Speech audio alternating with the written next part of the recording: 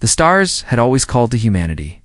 For 100 years, they had pushed outward from Earth, building colonies on Mars, mining asteroids, and finally learning to bend space itself. They thought they were alone in the universe. They were wrong. The Valorian Empire had ruled the galaxy for 10,000 years. They controlled 37 star systems and hundreds of worlds. Their ships were mountains of metal that could crack planets.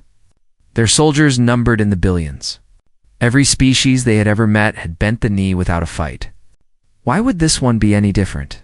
Grand Overlord Thexus sat on his throne made of black crystal and watched the images from the survey team. A small blue planet, green lands, white clouds, and billions of soft creatures walking on two legs. He laughed, and the sound echoed through the great hall. "These are the beings," he asked. "These humans?" His advisor, a tall Valorian with silver scales, nodded. "Yes, Grand Overlord. They've only recently developed faster than light travel. Their technology is primitive. Their bodies are weak. They live for less than 100 cycles." Thexus waved his clawed hand. "Send them the standard message. They will surrender, and we will add their world to our empire. Their people will work in our mines." On Earth, it was a Tuesday morning when everything changed. Admiral Kim. Doyon was drinking his coffee in the United Earth Defense Fleet headquarters when the alert came. Something had dropped out of hyperspace near Jupiter. Something big. He put down his cup and walked to the command center where dozens of officers were staring at their screens with pale faces. "Report," he said. A young officer turned to him. Her hands were shaking. "Sir, we count 12 vessels. Each one is approximately 40 kilometers long. They are heading toward Earth." Doyon felt his stomach drop, but he kept his face calm. "Have they made contact?" "Yes, sir. They are broadcasting on all frequencies." The message played on the main screen. A creature appeared tall, covered in dark scales, with forearms and eyes that glowed like burning coals. It spoke, and the translation software turned its words into English. "Primitive species of the third planet. You have been selected for integration into the Valorian Empire. You will surrender your world, your resources, and your people. You will serve the Empire in whatever way we see fit. You have one rotation of your planet to comply. Resistance will result in the complete destruction of your species. This is not a negotiation. This is your only warning." The message ended. Silence filled the room. Defense Minister Park Yuna called an emergency meeting of the world's leaders. They gathered in a secure bunker deep beneath the mountains of Switzerland. Some were crying. Some were praying. Some were already talking about surrender. "Cannot fight them," said the European president. "You saw those ships? One of them is larger than our entire fleet combined." "If we surrender, what happens to us?" asked the African Union representative. "You heard them. We will be slaves. Our children will be slaves. Is that the future you want?" Arguments filled the room. Fear made people speak loudly and think poorly. Admiral Doyin stood in the corner saying nothing. He was watching, thinking.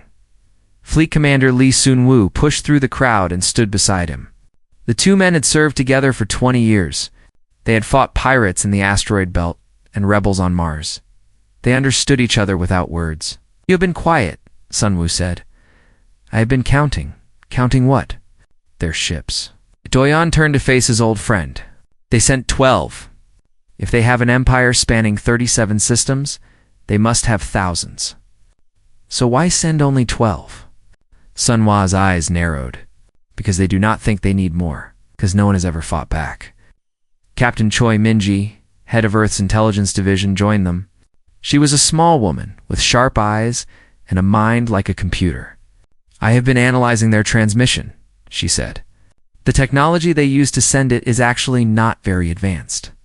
Encrypted, yes, but I broke it in 6 hours. Their security is weak because they have never needed strong security." "What else did you find?" Doyen asked. "Battle reports from their previous conquests. 14 species in the last 1,000 years. Every single one surrendered after the first transmission. The Valorians have never fought a real war. Their soldiers are guards, not warriors. Their tactics are simple, because simple has always worked. Sun Wu smiled. It was not a pleasant smile. They are bullies. They have never met someone willing to punch back. The three of them walked to the front of the room. Admiral Dojan raised his hand, and the arguing stopped. "I will speak now," he said, "and you will listen." He told them what Minji had discovered. He told them about the weak security, the lack of real combat experience, the arrogance that came from 10,000 years of easy victories. He told them that humanity had something the Valorians had never faced before. "We have been fighting each other since we first picked up rocks," he said. "We have invented 1,000 ways to kill and 1,000 ways to survive. We turned our own planet into a weapon during our wars. We split the atom. We built machines that think. We never stop fighting, even when we are beaten, even when hope is gone. That is who we are. That is what they do not understand." Defense Minister Park Yuna stood up. "And if we fight and lose, they will destroy us all. If we surrender, we are already destroyed," Sun Wu answered. "Our bodies might live, but everything that makes us human will die. Our freedom, our future, our children's right to choose their own path. I would rather die standing than live on my knees." The vote was close, but in the end, humanity chose to fight. Admiral Do Yon returned to the command center and opened a channel to the Valorian fleet. The same alien face appeared on screen, waiting for the expected surrender. "This is Admiral Kim Do-yeon of the United Earth Defense Fleet," he said. His voice was steady. "We have received your message and considered your offer." "And your answer?" the alien asked. It sounded bored. "We decline." For a long moment, there was silence. Then the alien laughed. It was an ugly sound, full of contempt. "You decline? Tiny creature, do you understand what you are saying? We will burn your cities. We will boil your oceans. We will leave nothing but ash." Doyon did not blink. "Then come and try. But no, this we will not make it easy. We will not go quietly. You will pay for every inch of our world in blood. And when it is over, whether we win or lose, the galaxy will know that humanity does not kneel." He cut the transmission. Across the world, people watched. Some were afraid. Some were proud. Sergeant Han Yunji, stationed on a small patrol ship near Mars, heard the Admiral's words and felt something burning in her chest. It was not fear. It was fire. The Valorians thought they knew what humanity was. They were about to learn how wrong they were. Grand Overlord Thexus received the human response with disbelief. In 10,000 years, no species had ever refused the Empire's demand. He watched the recording of the human admiral 3 times, studying the small creature's face. There was no fear in those eyes, only defiance. "Interesting," Thexus said. "They have courage. Foolish courage, but courage nonetheless." He ordered the 7th Subjugation Fleet to depart immediately. 50 warships, each one capable of destroying a continent. It was far more force than necessary, but Thexus wanted to send a message to the rest of the galaxy. This is what happens to those who resist. On Earth, humanity prepared for war. Commander Yoon Hejin took charge of the Lunar Defense Station. The moon had been humanity's first stepping stone to the stars, and now it would be their first line of defense. He was a calm man, the kind who spoke softly, but was heard by everyone. His soldiers trusted him with their lives. "We have 32 days before they arrive," he told his officers. "Every hour matters.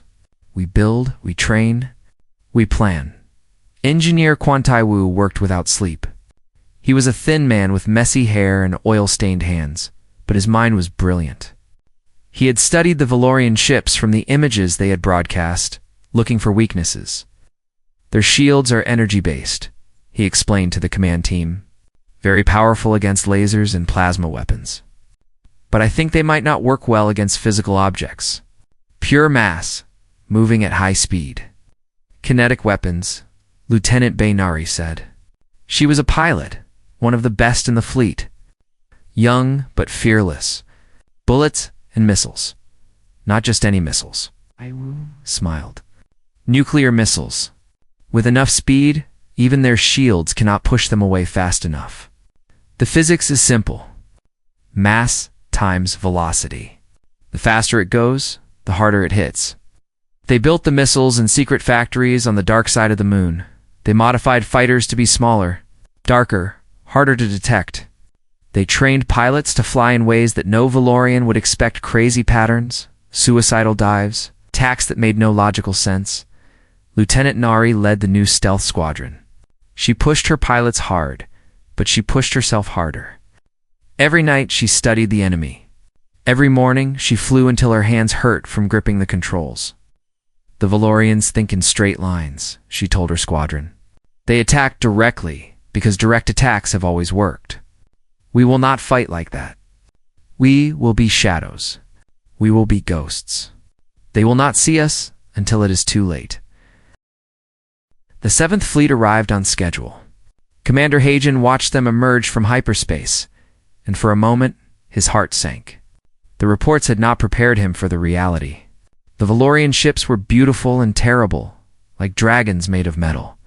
They blotted out the stars. "All stations report ready," he said into his communicator. His voice did not shake. Admiral Doyan spoke to humanity one last time before the battle. His face appeared on every screen on Earth, on Mars, on every ship and station. "Today we fight," he said. "Not because we want to, but because we must.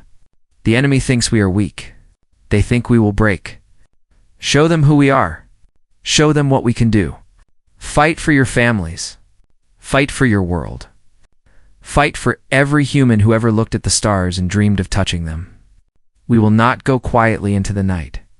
We will rage against the darkness, and we will win." The Valorian commander, a general named Veth, did not bother with speeches. He simply gave the order to attack. His ships moved forward in perfect formation, weapons charging. This would be quick. Then the shadows came. Lieutenant Nari's squadron erupted from the dark side of the moon. 100 small fighters, painted black, running silent. They flew through the gaps in the Valorian formation, and before the enemy knew what was happening, they were inside the shield perimeter. "Fire," Nari said. The nuclear missiles launched. Bright stars bloomed against the Valorian hulls. Ships that had never known damage suddenly cracked and burned. The first Valorian warship to fall was called the Dominion. It had conquered 11 worlds. It died in silence, torn apart by human weapons. General Veth could not understand what was happening. His sensors showed nothing, then showed destruction. His ships were dying, and he could not see the enemy. "Where are they?" he screamed. "Find them." But the human fighters were already gone, diving back into the shadows to reload. The main human fleet emerged from behind the moon. They were outnumbered and outgunned, but they did not hesitate. Commander Hagen led them forward, every ship firing everything it had. The battle became chaos. Valorian energy weapons cut through human ships, and dozens died in the first minutes. But for every human ship that fell, a Valorian ship fell too. The kinetic missiles punched through shields that had never been tested in real combat. The nuclear warheads turned proud warships into expanding clouds of gas and debris. Sergeant Han Yunji flew a small frigate called the Morning Star. She was not supposed to be in the front lines, but the front lines came to her. A Valorian cruiser targeted her ship, and its weapons tore through the hull. Fires erupted. Systems failed. Half her crew died in seconds, but the Morning Star did not stop fighting. Yunji took the controls herself.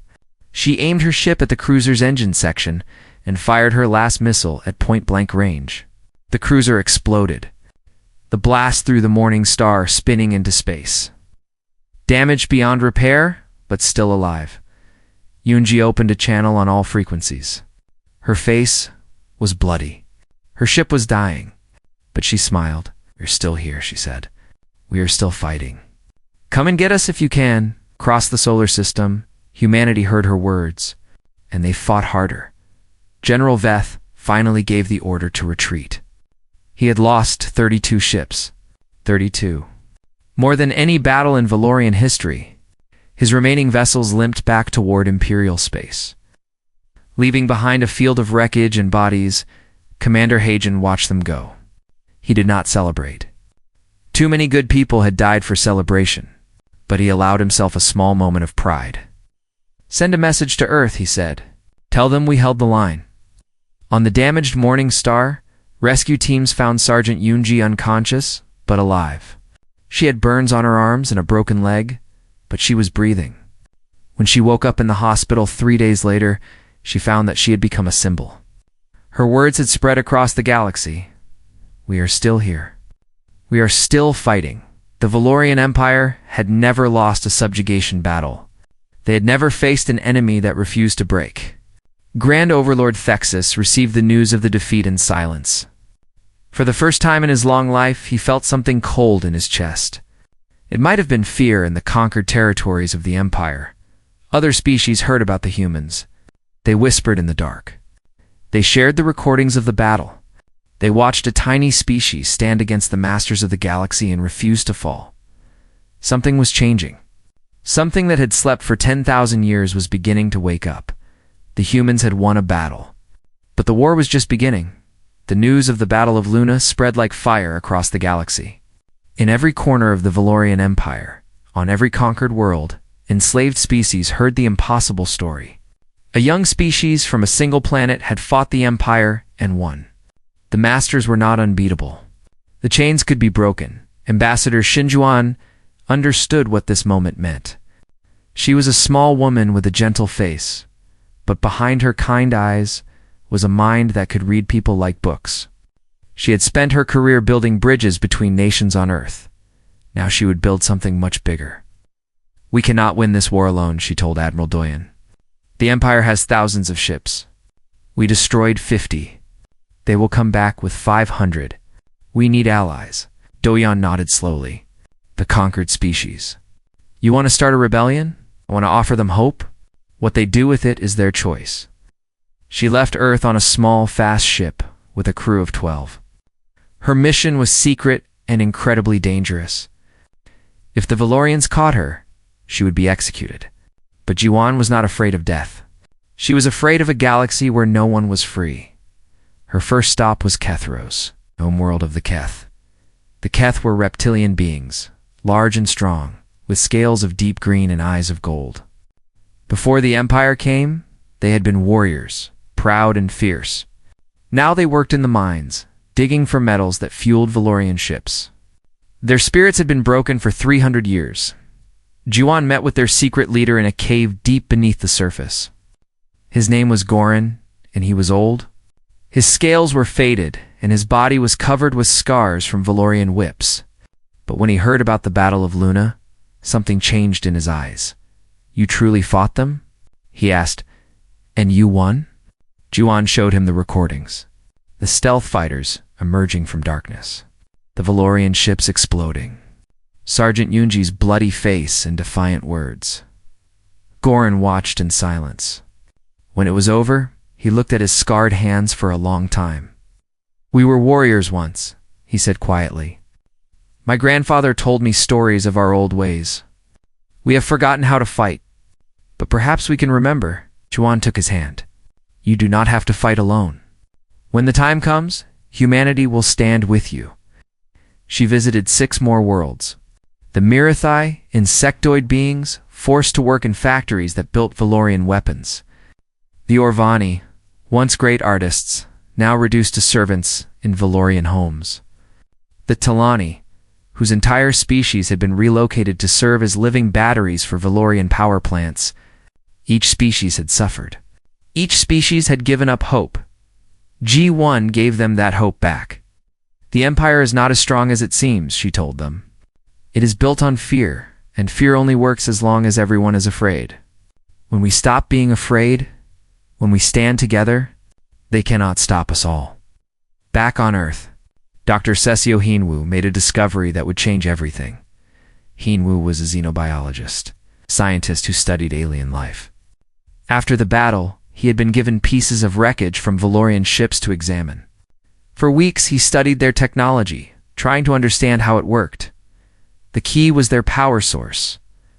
Every Valorian ship ran on crystalline reactors, beautiful structures that glowed with inner light and produced almost unlimited energy. They were the heart of Valorian power, and Hyunwoo found their weakness. The crystals vibrate at a specific frequency, he explained to the military council. If we can create a matching frequency, a counter-resonance, the crystals will become unstable. The reaction would be catastrophic. You mean they would explode? Commander Sunwoo asked. I mean they would destroy themselves completely. One bomb, properly designed, could take out an entire fleet if the ships are close enough together. Weapons specialist Jung Sora took Hyunwoo's research and began building the impossible. She was a quiet woman who rarely smiled, but her hands could create miracles from metal and wire. She worked in a secret laboratory beneath the Korean mountains, surrounded by equations and prototypes. I will make you a weapon, she told Hyunwoo, but it will take time. The frequency must be exact. If we are even a little wrong, it will not work. How much time? Sora looked at her calculations. For months. Maybe 5. They did not have 5 months. Grand Overlord Thexus had finally understood the threat. He had seen the recordings of the Battle of Luna. He had heard reports of unrest in the conquered territories. The humans were dangerous not because of their weapons, but because of their ideas. They were spreading rebellion like a disease. He called the Great Council of the Empire and made his decision. We will mobilize the full Imperial Armada, he announced. 3,000 warships. Every weapon we possess. We will travel to the human homeworld and destroy it completely. Not conquer, destroy. When we are finished, there will be no planet left. No survivors. No memory. The galaxy will see what happens to those who defy us. The Armada began to gather. Ships from every corner of the Empire converged on Valoria Prime. It was the largest military force in Valorian history, assembled for a single purpose: the complete annihilation of humanity on Earth. People looked up at the stars and wondered if they would survive the coming storm. The victory at Luna had given them hope, but this was different. 3,000 ships. Numbers that made the first battle look like a small fight. Admiral Do-yeon called a meeting of his most trusted officers. Commander Sunwoo was there, along with Captain Minji, Lieutenant Nari, the recovered Sergeant Yoonji. They looked tired. They had been fighting without rest for months. We cannot win a defensive battle, Do-yeon said. Not against 3,000 ships. Even with our new weapons, even with our tricks, the numbers are too great. Then what do we do? Nari asked. Give up? Sunwoo shook his head slowly. We do not wait for them to come to us. We go to them. The room fell silent. Everyone understood what he was suggesting. A strike on Valoria Prime, Sunwoo continued. Before their armada can launch, we hit them at home, destroy their leadership, and break their will to fight. That is a suicide mission, Yoonji said quietly. The defenses around Valoria Prime are the strongest in the galaxy. Yes, Sunwoo agreed. It probably is. But staying here and waiting to die is also suicide. At least this way we have a chance. At least this way we choose how we fight. Do-yeon looked at his friend. They had known each other for decades. They had faced death together many times. He saw no fear in Sunwoo's eyes. Only determination. Can Sora finish the resonance weapons in time? He asked. She says 2 more months. We push her harder, maybe 6 weeks. The coalition. Ready to rise when we give the signal? The Keth, the Mirathi, the Orvani, all of them. They are waiting for us to light the match. Admiral Do-yeon made his decision.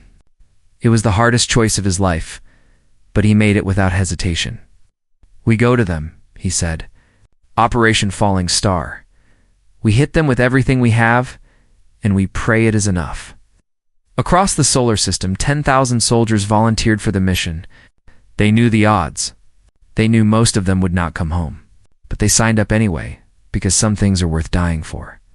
The humans were coming, and the Empire had no idea what was about to happen. The assault fleet gathered in the shadow of Neptune, hidden from Valorian sensors by the gas giant storms. 200 ships. Not a large force by galactic standards. But every one of them carried weapons designed to end an empire. Commander Lee Sunwoo stood on the bridge of his flagship. He was looking at the stars. thinking about all the people depending on him. His crew, his fleet, every human being on Earth, every enslaved species in the galaxy waiting for the signal to rise. Report. Lieutenant Oh Hai-hoon looked up from her console. She was young, barely 25, but she had a gift for mathematics that bordered on supernatural. She could calculate hyperspace jumps in her head that computers needed hours to process. "The route is plotted, Commander," she said. 6 jumps through uncharted space.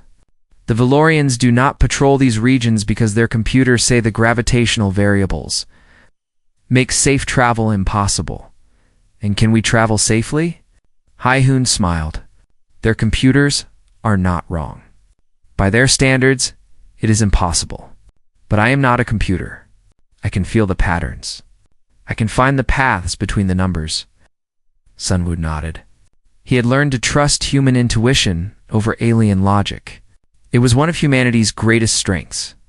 On the planet below, Admiral Doyon watched the fleet prepare to depart. He wanted to go with them. Every part of him wanted to stand beside his friend in this final battle. But his place was on Earth. If the mission failed, humanity would need him to organize the last defense. He opened a private channel to the Defiant. Sunwoo's face appeared on the screen. Old friend Doyon said, "I wish I could go with you." "I know.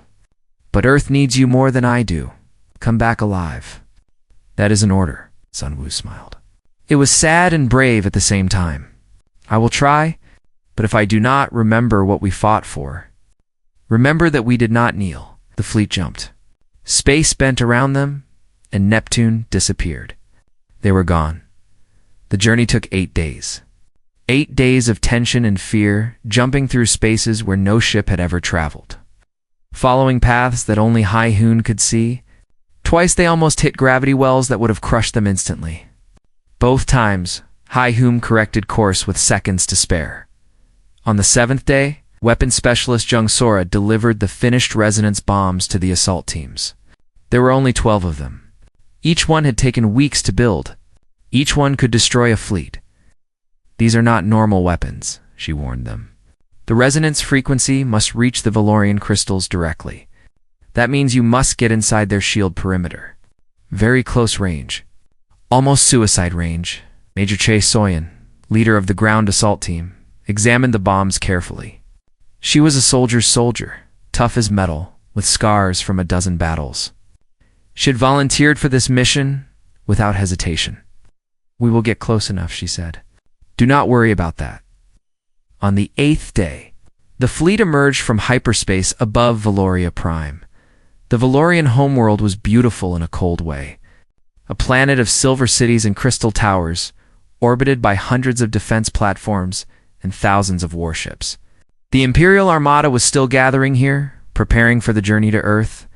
They were not expecting visitors. "It's all ships, attack formation," Sunwoo commanded. "Remember the plan. We have one chance at this. Make it count."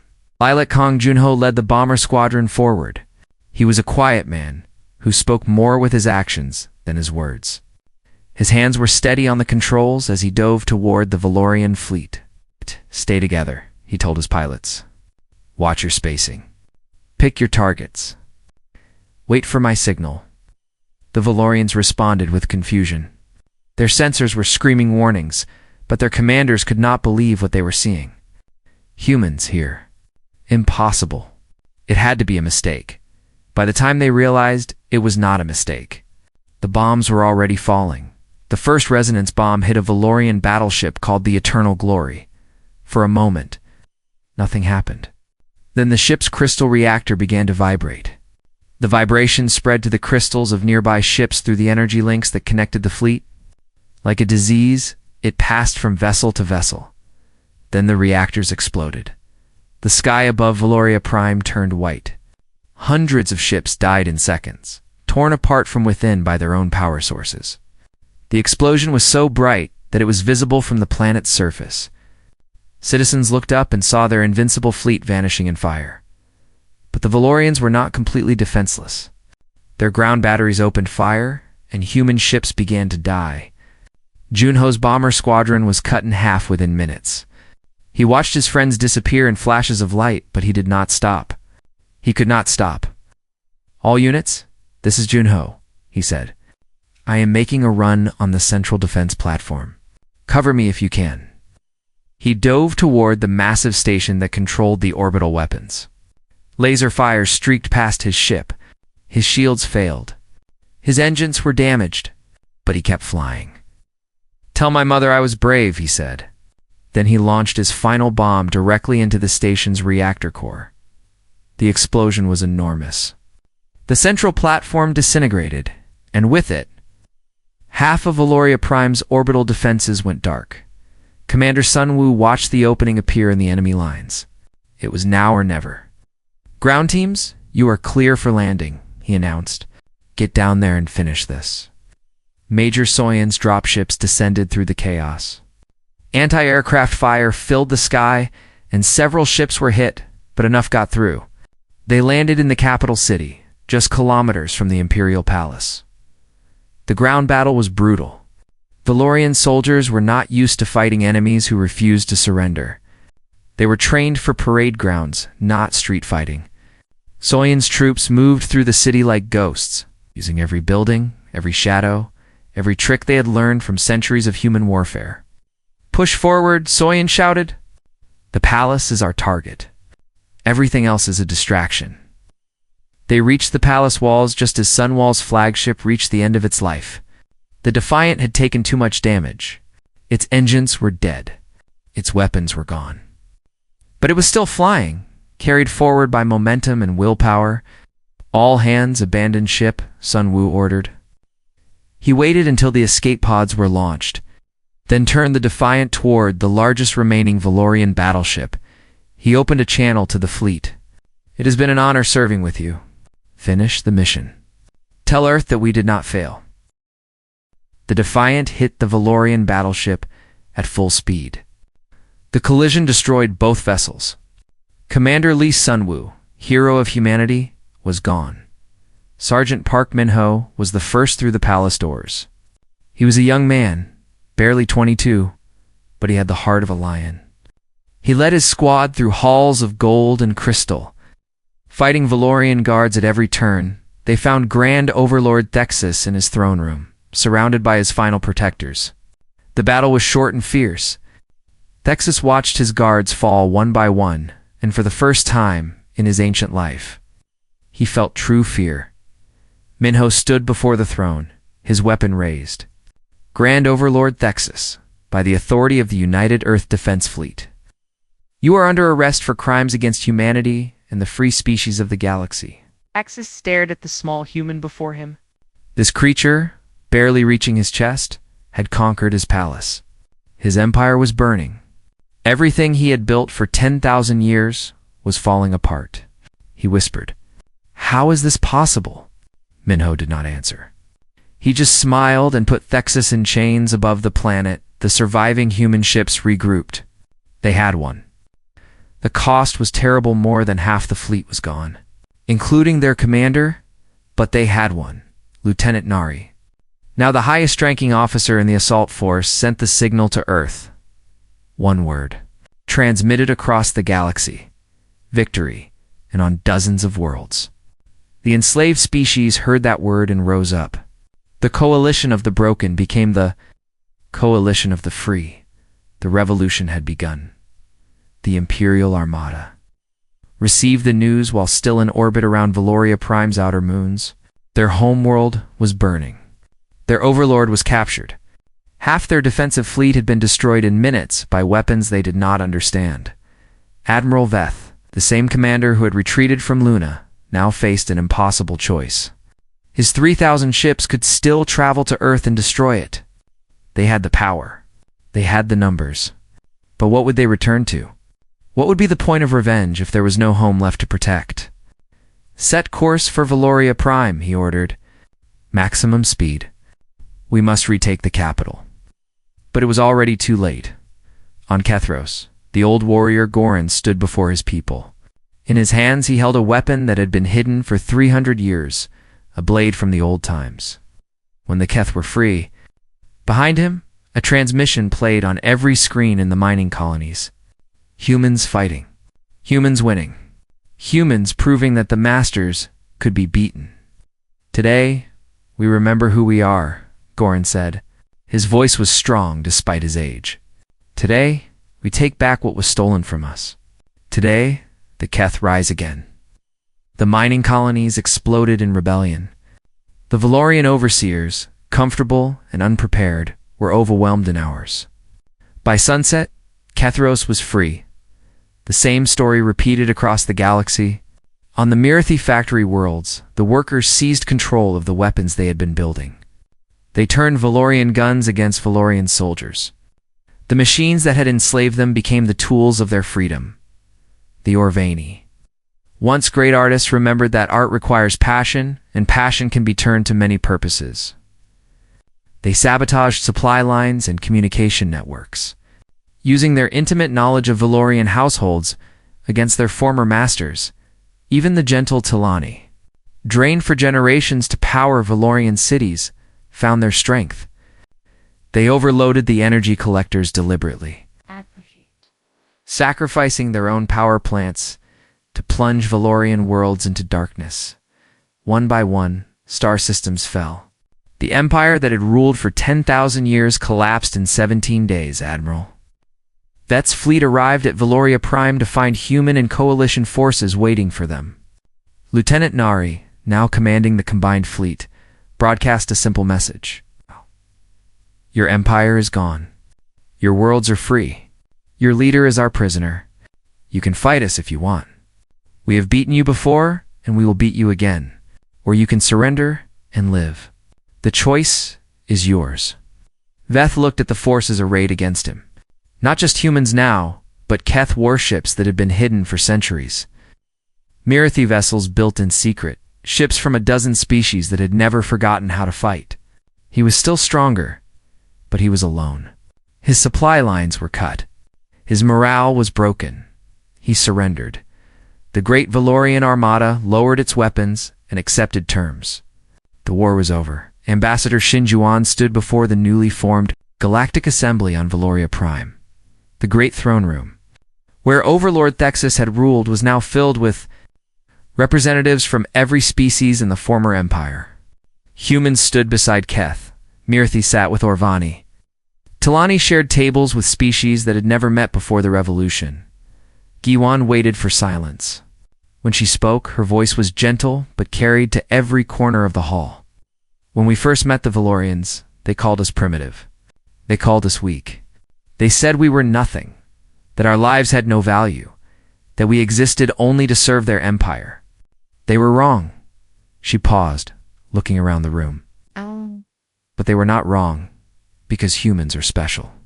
They were wrong because every species is special. Every being in this room, every person, on every world we have freed, has the same value, the same right to freedom, the same right to choose their own future.